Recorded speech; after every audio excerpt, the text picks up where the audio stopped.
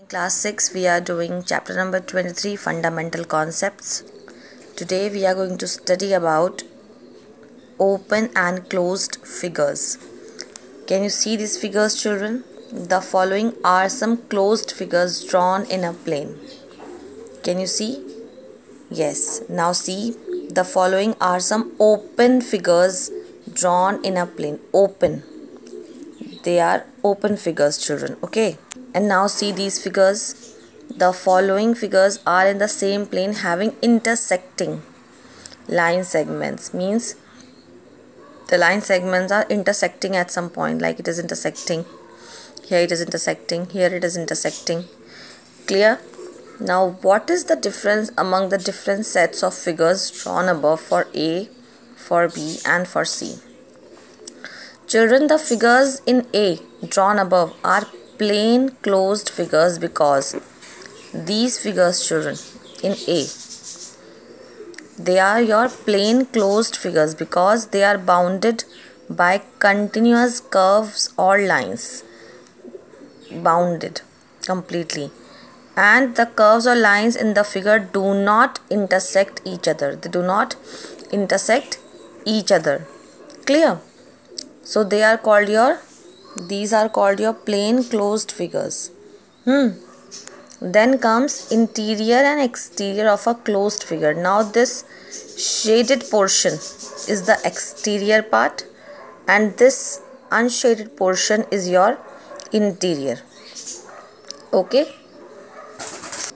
Here in each of the following closed figures, unshaded part is the interior and the shaded portion shows the exterior.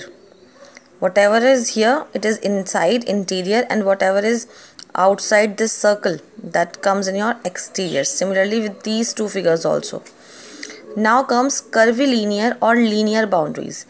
If, children, closed figure is not bounded by line segments, remember line segments? Line segment. The figure is said to have a curvilinear boundaries. Here you can see a line segment. No, there is no line segment. Here no line segment. Here one line segment is there, one line segment is there, but rest of the portion is of curve type boundaries there. So if it is not bounded by line segments, then that type of figure is called, the figure is said to have curvilinear boundaries. And if the closed figure is bounded by line segments only, the figure is said to have line boundaries. Now here the boundaries are line boundaries. Clear, class? Triangle now. A triangle is a plain closed figure bounded by how many line segments? 3 line segments. Can you see this triangle, children? A, B, C. 1 line segment, 2 line segment and 3 line segment. Okay. So that form triangle are called sides of the triangle. Now these line segments AB, BC and AC, they are called your sides of the triangle. Clear?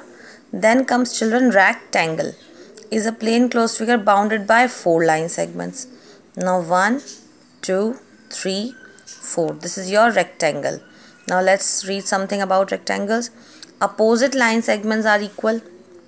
This is equal to this and this one is equal to this. Okay. And each angle of the figure, this angle, this angle, this angle and this one, all are of 90 degrees. Okay. Now next, square. Children, a square, you can see here it has got 4 line segments, 1, 2, 3, 4, and the beauty of this is that all of them are equal to each other and also all the angles are equal and that to 90 degree. Okay. Now comes circles. You know circle, children? Yes, this is the circle. Now what is circle, children? It is again another type of plain closed figure, but it is not bounded by line segments. It is having curvilinear boundary. Okay. Like you must have seen cycle of wheel of a cycle, you must have seen a wheel of a car, bus, etc. Okay, a circle is closed smooth curve of which each point is equidistant from a fixed point inside it. Children, there is a point inside it which we call center, है ना? And this is called the center P and all these points are equidistant, means equal distance. A, B, C, D, E all are equally far from this point P. Okay, equal distance है ये. AP is equal to EP is equal to DP is equal to PC is equal to PB. Clear class?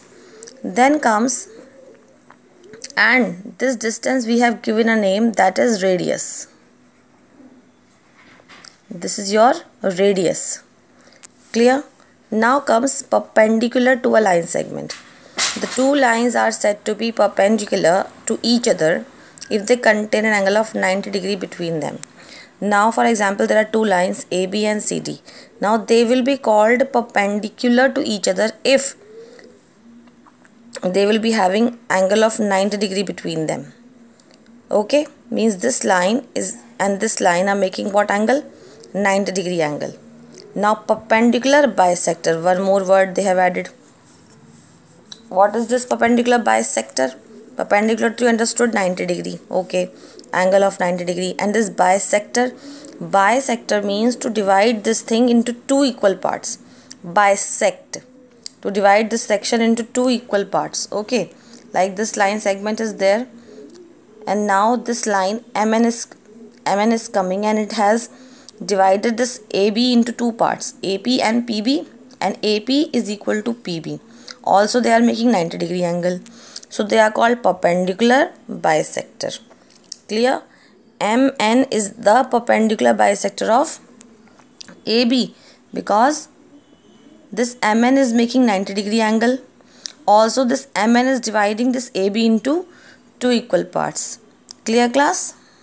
Now let's see this box. A perpendicular bisector of a line segment always passes through the midpoint of the line segment. Perpendicular bisector always passes through midpoint, middle point. Okay, that is bisects the given line segment and is perpendicular to the given line segment. This we have just read. One and only one perpendicular bisector can be drawn to a given line segment. In other words, every line segment has a unique perpendicular bisector of it. Kids, this MN is passing through this P, and this P is the midpoint of line segment AB. But you can draw many perpendicular, like one more perpendicular you can draw here, one perpendicular you can draw here, again 90 degree angle, 90 degree angle. But perpendicular bisector can be one and only one. Okay, now please go through all this, and in our next video we are going to start our new exercise 23B. Okay, thank you.